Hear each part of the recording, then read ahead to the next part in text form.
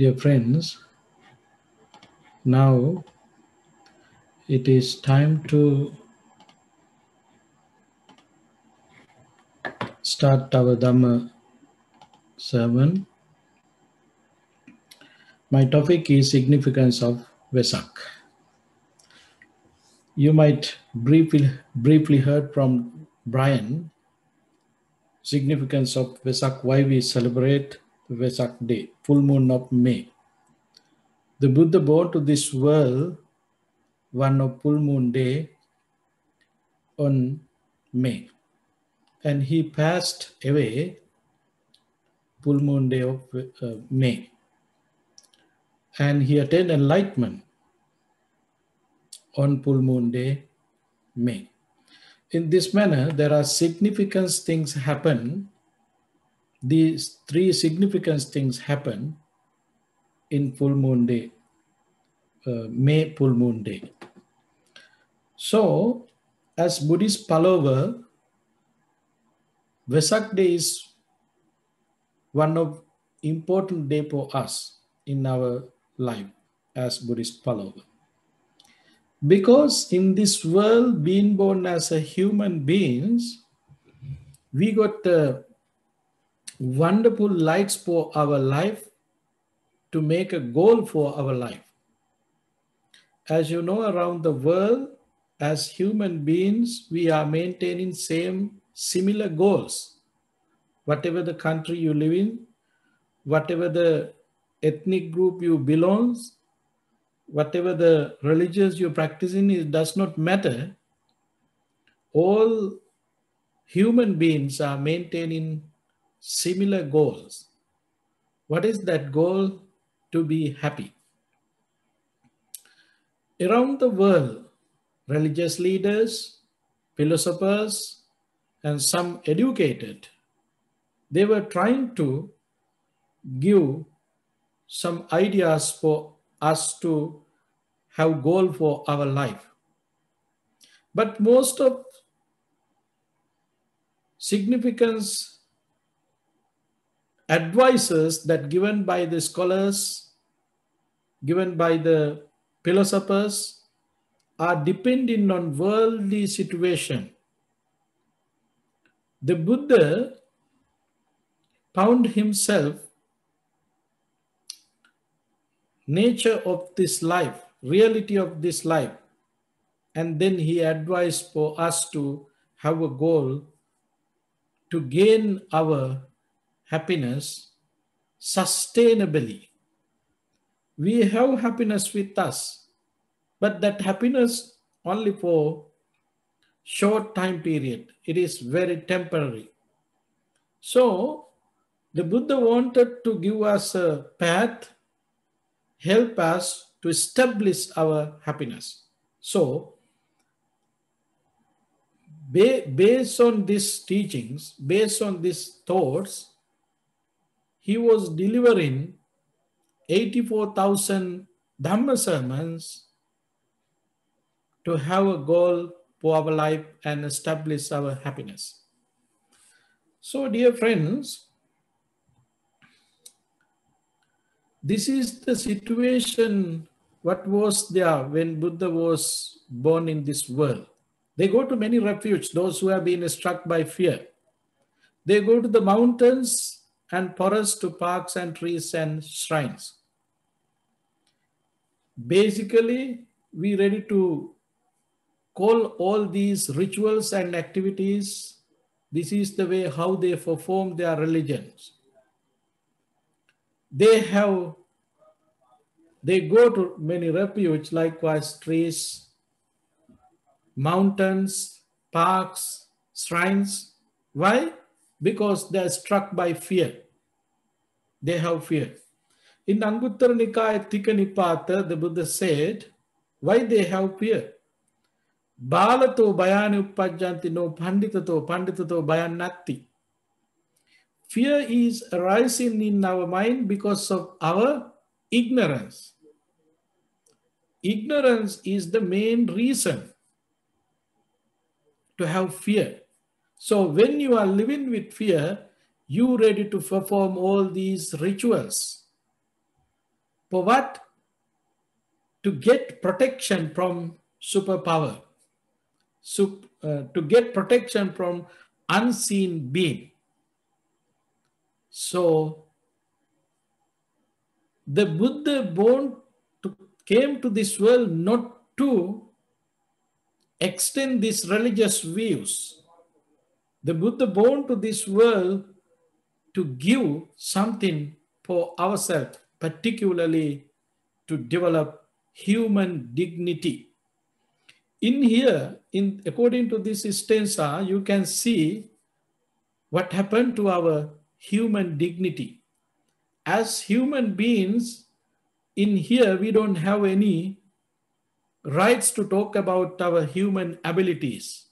But what Buddha said, the Buddha said, but none of these is a secure refuge. None is the refuge supreme. Not by relying on such a refuge can one be freed from all suffering. We are working for our happiness. We are doing such things to be happy. Likewise, you can see yourself. When the time was there to go to school, you went to school. You graduated from high school, colleges, universities, and you were able to find a job, and you were able to marry and having kids.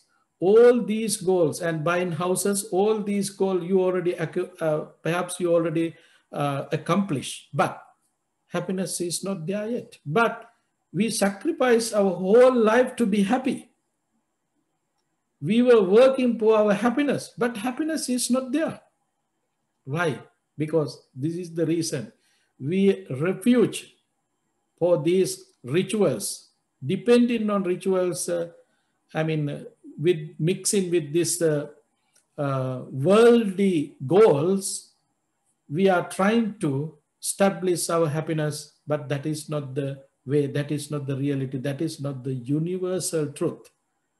None of these is a secure refuge, none is the refuge supreme. Not by relying on such a refuge can one be freed from all suffering. No one can be free from suffering if you are in this kind of lifestyle, thinking of work to achieve worldly goals. Likewise, as I mentioned, buying house, buying cars, having marriage life, making kids, and going to school, graduating from schools, and having good salary jobs. Those are the things that we should do as human beings to survive ourselves. Those are not should be our goal. Our goal is, the main goal is to end suffering, to finish suffering, to establish happiness forever. To do that, according to following some religious guidance and views, we ready to refuge, as I mentioned before, trees, parks, and shrines, all these things. But that is not good refuge, that is not supreme, that is not secure. Then what we should do, according to the Buddha's explanation, but one who has gone for refuge to the Buddha, Dhamma, and Sangha sees with perfect wisdom the Four Noble Truths. Now in here, the Buddha gave us a goal for our life, what we should do. Buddha gave these advices, practicing himself, applying himself, all the methods, and experiencing himself. Once the Buddha said, if you are not able to do something, if I am not able to do something, I am not ready to tell it to do. This is the way how Buddha delivered this Dhamma. And Buddha said, I am just a teacher. I can just give instructions for you to practice. Your liberation depending on your practice, not me. Atta Deepa Viharata Bhikkave Atta Sarana Mahananya Sarana. You can't gain nothing, just refuge in me, but applying my method, following my guidance, following my direction, footprints, then you can gain wisdom And through that wisdom, you can realize the truth. Realize in truth, you can establish your happiness. You can end your sorrows. But one who has gone from refuge to the Buddha, Dhamma, and Sangha sees with perfect wisdom. In here, refuge, going refuge, Buddha, Dhamma, and Sangha means I am following the Buddha's path. I am ready to follow the path explained in Dhamma. There were group of people who already apply this method and they already established their happiness following them. I am also ready to follow this path, footprint. These are the promises that you made, saying Buddhan Saranang Gacchami, Dhamman Saranang Gacchami, Sanghan Saranang Gacchami. Then, this is our vision. Samadhi is here now. Now you have Noble Eightfold Path. Being in this spiritual background, now you're ready to apply Noble Eightfold Path. Vision is there. Sees with perfect wisdom.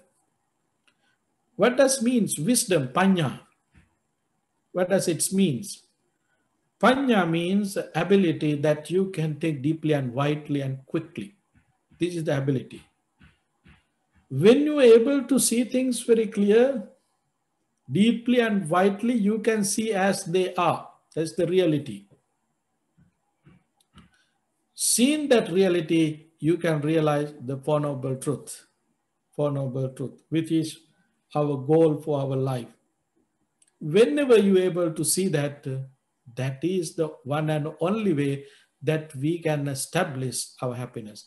So now you can see the Buddha has become a role model for all living beings. The Buddha has become a role model for our life. Because he already realized this truth and then he gave guidance to apply this method ourselves, to practice ourselves. So we are able to develop our human dignity because of the Buddha. We are not ready to depend on someone else's power.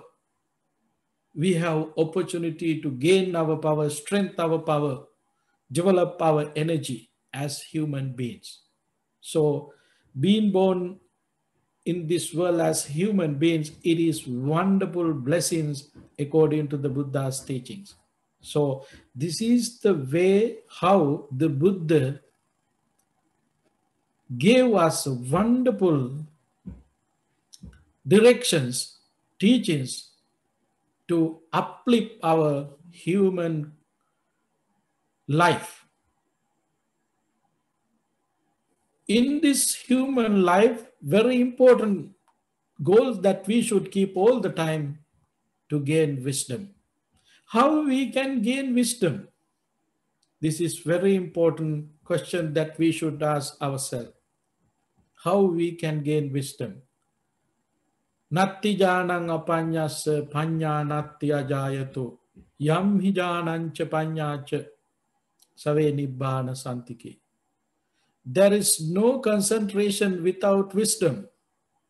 No wisdom without concentration. One who has both wisdom and concentration is close to peace and emancipation. So, to gain wisdom, we should work for our concentration, samadhi. No one can talk about wisdom without gaining their concentration. Then who can gain our concentration?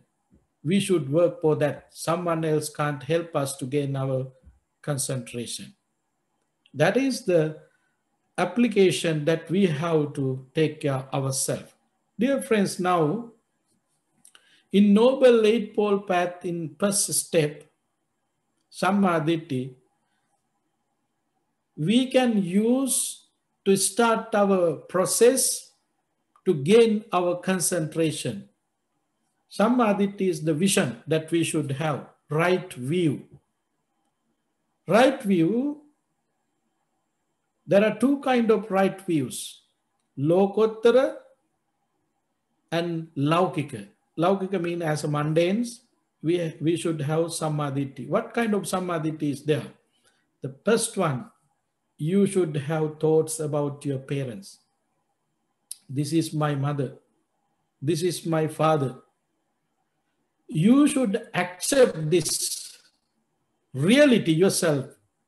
Accepting your parents, you ready to cut off so many ignorance from you. What kind of ignorance are there?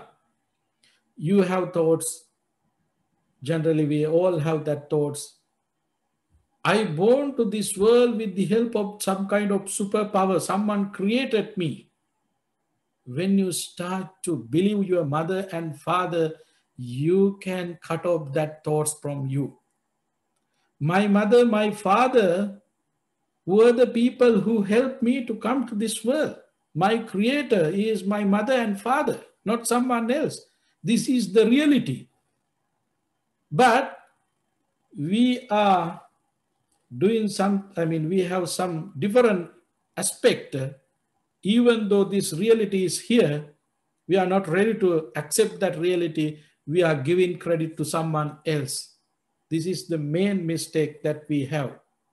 So when you have vision, samadhi, first step, you have vision to see the reality. Yes, my mother, my father are the people who created me. You have that idea. This is the way how you can develop your dignity.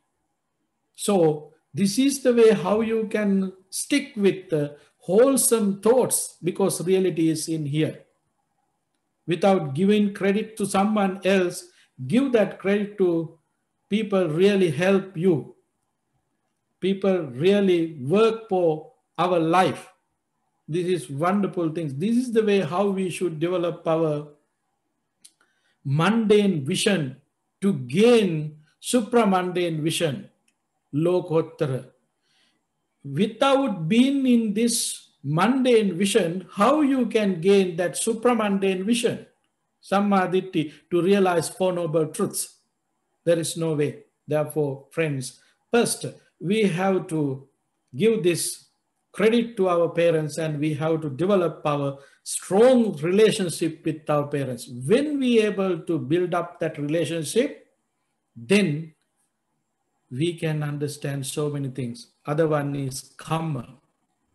We can understand karma, power of karma. And whatever the karma you are accumulating, you have to pay for. You can understand that also through that mundane vision. This is the way how we can gain our happiness, seeing reality, connecting with the reality, we can develop our happiness. So when you able to think about karma, when you have real connection with your parents, and you can use next step of Noble Eightfold Path to develop your concentration. Samma Sankappa, right concepts are there, right views, and then you have wonderful opportunity to develop, to gain right concepts yourself. What kind of concepts are there? Practicing generosity, generous thoughts are there. Nekkhamma Sankappa, Avyapada Sankappa, all these perceptions you can develop through that second steps of Noble Eightfold Path. These are very important for our life. Nekkhamma Sankappa, abandoning concept. Abandoning concepts means you are abandoning what? You are abandoning the concept of I. I, me, myself. This is the worst thoughts, beliefs that we have. Dear friends, when you have strong feelings with your parents, these are the people who help me to have this life, then you can break that concept that you have I, me, myself. What can I say? The things that belongs to me as me, myself. all my body parts are the creations of my parents. All my body parts belongs to them. With the help of them, I was able to develop these body parts physically. Then what you should have, that you have thoughts, you can develop thoughts to abandon, to practice generosity, let go.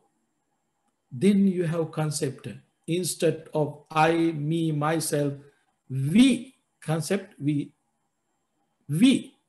which is very important to gain, to develop ourselves in this human world. We can find solution for our all matters and all problems, burdens, just developing this concept, instead of I, developing the concept we. You can experience yourself. This is the way how Buddha help us to develop our human dignity. Now you have that generous thoughts in your mind. And when you have that generous thoughts, you can abandon harmful thoughts from your mind. Harmful, hateful thoughts from your mind. Then you have already tamed word and actions with you. Then you can move into next step, sila. Samma vacha, samma kammanta. All these steps are there. Why we should respect all these precepts that Buddha introduced us? This is very important for our concentration. Just think about ourselves. If you break any precepts, how would be the nature of your mind? Your anger is arising there, your doubt is arising there, your fear is arising there. Whenever you break any of precepts, your doubt, fear, and anger, all these unwholesome thoughts are arising there.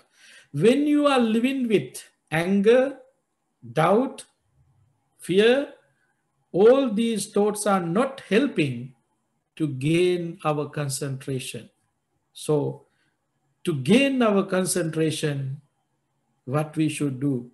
We should reduce anger. We should reduce doubt and fear from our mind.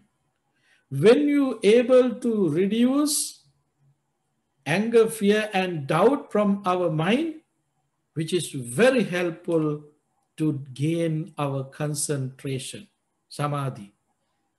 So now you can see how we can gain concentration. Precepts are very important. And you can speed up that development applying meditation. Applying meditation. So only this ability have with human beings. So that's the reason the Buddha emphasized rare is birth as human being. Hard is the life of morale. Hard is the hearings of the sublime truth. Rare is the appearance of the Buddha. Now you can see these qualities are the qualities that we should develop ourselves. First thing, what is the relationship with human life and precepts? If you are not respect, abstain from evil actions, you can't talk about human being, human life. Perhaps we can born to this world as human being, just the body is human body. But if you don't have humanity, you are not complete human being. To be a complete 100% human being, you should have human body as well as human qualities. This is very important. To gain human qualities, you should have precepts. Without precepts, there is no way to gain human qualities. What are the qualities? What are the human qualities that we have? Compassion, loving kindness, sympathetic joy, equanimity. These are the qualities that we should develop as human beings. So we are take care in all the precepts, we are respecting all the precepts for what? To gain this concentration, and through that concentration we can gain these qualities: metta, karuna, mudita, upekka. Loving kindness, compassion, sympathetic joy, and equanimity. This is the purpose of our life. So whenever we are able to complete eliminated all defilements from your mind, that is the time you can establish your qualities, these qualities in your mind: loving kindness, compassion, sympathetic joy, and equanimity. The Buddha, Pacceka Buddha, Arahanta, all these enlightened beings completely eradicated all defilements from their mind, so they were able to establish their happiness forever. Whatever the reasons happen in their, they are not ready to change their mind. There is no way to change their mind because they don't have any defilements from their mind. So that is the superb human life, human beings. So enlightenment means not something belongs to some other living beings. Enlightenment is the goal for human life. Practicing as a human being, developing human qualities, eliminating unhumanistic thoughts from your mind, likewise desire, hatred, anger, ignorance, then you can establish that human qualities forever, likewise metta, karuna, mudita, upekka. So now you can see the relationship with Buddha and human life, and generally what Buddha said to us, addressing human world and all other living beings. The Buddha said, this is the wonderful opportunity, being born a human being. That's why it's rare opportunity. But you have to take care your morals. You have to develop your sila, tame in your word and action, develop in your sila, moral. You can gain your concentration. To gain your concentration and to gain your wisdom particularly, you should hear the sublime truth. Dear friends, truth is truth. There is no second truth. The Buddha said, whether Buddha appear in this world or not, this truth is existing. This truth is the truth which is not changing. This is the nature of sublime truth. So, appearing the Buddha, what he did, he realized the truth himself, and he was able to declare the path benefits for others. So we have wonderful opportunity being born as a human beings in here now. And also we have opportunity to practice sila. We have opportunity to hear the truth, the sublime truth. And also we have opportunity to living in this particular time period, which we call the Buddha's teachings is alive.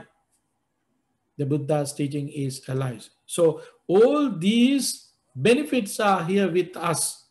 Therefore, friends, we should use each and all these benefits for ourselves, for what?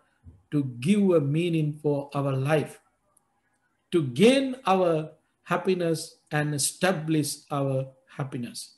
We have loving friendliness thoughts. We have compassionate thoughts only for the short time. We don't know what would be next if you are not establish your qualities with development. Therefore, using all these opportunities, being born as a human beings, and practicing moral, taming your word and actions, and hearing Dhamma, the sublime truth, and using the guidance of the Buddha. These are the benefits, advantages that we have in this very life. Using all these opportunity, we can develop our human life. Then we can use this Buddha's word. Bhikkhus, whether Tathagata appears, do not appears in this world, establishes element of Dhamma. This is fixed law of Dhamma. All condition is impermanent. A Tathagata fully awakened to his understand it, so awaken, and thus understanding he announced the point. This is the teachings, the guidance given by the Buddha. The Buddha declared it, established, expound, explain, and clarify it. This was the duty. Now you can see the difference with other religions, leaders, and the Buddha. Buddha did not declare, I am the powerful person in this world. I am the person who created this truth. Buddha did not declare. What Buddha said, whether Tathagata appear or do not appear, whether Tathagata appear or do not appear, whether Buddha born to this world or not, it does not matter. It is not regarding the Buddha's life, but this truth is here.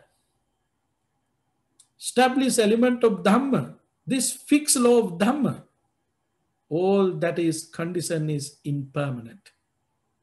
Now you can see the duties of the Buddha. Then Buddha declared, established, expound, explain, and clarifies. Spending 45 years as the Buddha, delivering 84,000 Dhamma sermons, he declares, establishes, expounds, and explains and clarifies. What? He clarifies the truth. What does it mean? What does it mean? Suffering, not something else. What he clarifies, the Pali word dukkha, mostly, as we know, most of us, we use that word for dukkha, translated in English as suffering. Dukkha, the word in English we use suffering. I think we have to clarify a little bit more. The nature of this world, none of existing. This is the reality. I am not existing. You are not existing. The things that we have around us are not existing.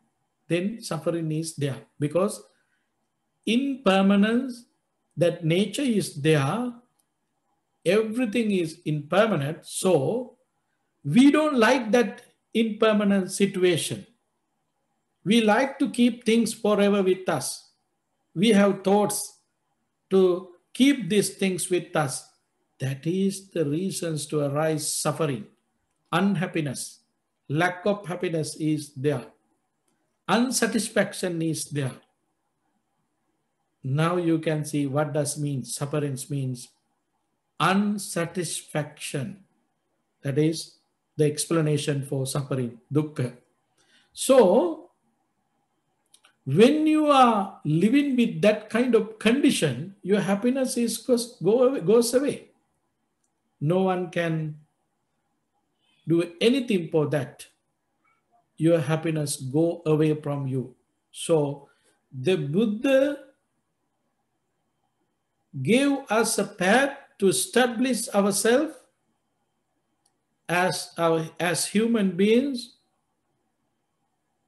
Mainly your goal is to establish our happiness. So main thing that against the happiness is suffering, dukkha. So now we have the path how we can get rid this dukkha, suffering. You should work for that. You should gain your concentration. Gain in concentration. Through that concentration, you can gain wisdom.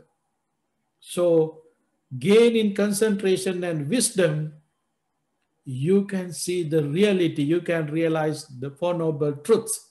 Realizing Four Noble Truths, you can establish, you can get rid of all your suffering. You can establish your qualities. Likewise, metta, karuna, mudita, upekka, forever without changing. Why? There is no any negativities to attack that qualities that you already developed. So now you can see as human being, what is the importance of Vesak Day? Vesak Day is the day that we got opportunity to think about ourselves, our life, and develop our humanity and develop our human dignity. Vesak is not just particularly significance day for the Buddhist follower, it is a significance day for all living beings, human, non-humans, devas, brahmas, all the world. This truth, the Buddha declared, no one can say this is not the truth. Devenava, Marenava, Brahmanava, Kenechiva Lokasmi. In this world, no one can say this is not the truth. This wheel of Dhamma is not the truth. No one can say, because as I mentioned before, whether Buddha appear this world or not, this Dhamma is establishing, already established.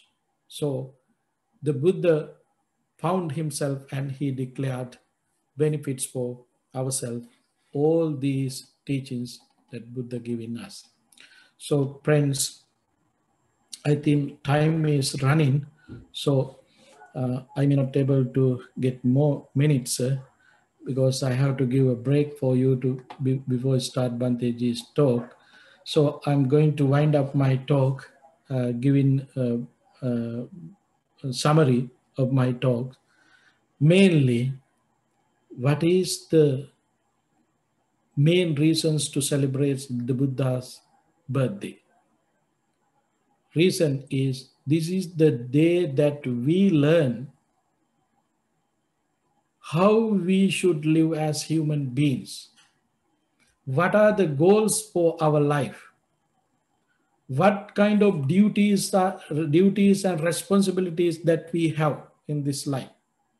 This is the day that we got that vision for our life. So now vision is with us. Now we have to take care of the mission. Vision and mission, these two are full now. So we can work for our happiness.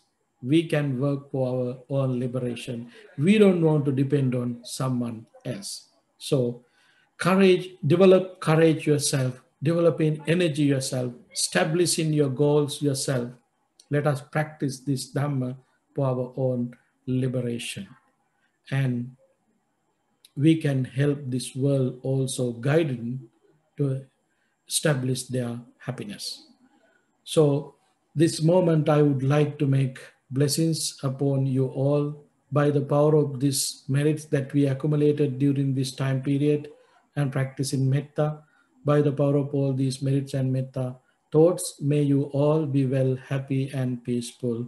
May you all be protected by all the sicknesses and all difficulties, not to shake your mind, to establish as much as you can your happiness and your comfort. Thank you very much.